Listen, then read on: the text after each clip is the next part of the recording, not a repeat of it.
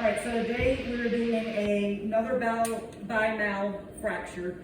The doctor wants to use Smith and Nephew EVOS Small and EVOS Mini for this fracture.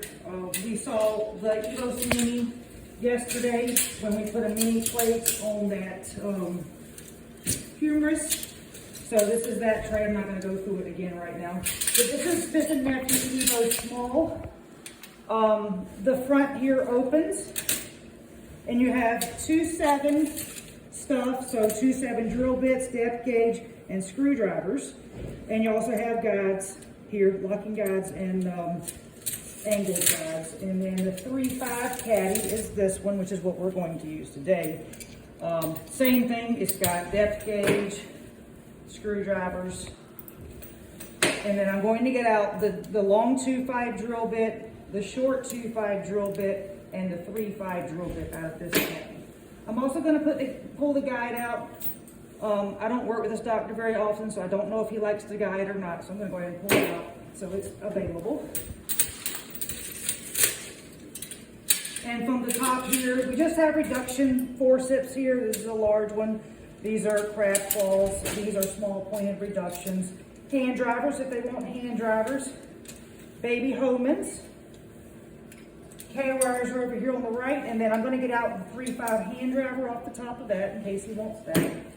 We have long depth gauges if he wants to use a long depth gauge for that long drill bit that I got out. So that is EVOS Small Instrument Tray. The EVOS Small Implant Tray, I've already pulled out the screws for it. I just pulled the top of it off. And it has a bunch of screws in it. So we have 3/5 Cortex here, 3/5 locking, 2/7 locking and Cortex, and then we have these 4/0 screws. And we also have 4/7 screws if you want something that has a little bit better bite because maybe they don't have very good bone. But today, for the most part, we're going to be using these 3/5 Cortex, and we might be using these 2/7 locking screws. The other part of this tray is plates. The top is just locking plates, which we won't use these today, but we might use some of these non-locking plates. So we got some 2/7 non-locking streak plates and recon plates that he might want to use. These are 1/3 tubular plates, the same as Synthes, they're just Smith and Nephews, different brand.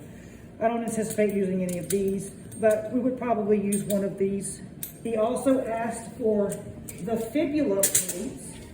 So if they put a fibula plate on, that means that the fibula is broken very distally. So they want to put locking screws in it. These are the fibula plates. It's upside down. These are the fibula plates. And the red is right.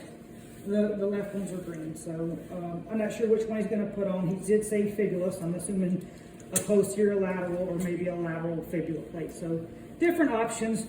All do about the same thing. They have locking holes distally. This is the distal part. And then they have non-locking holes proximally.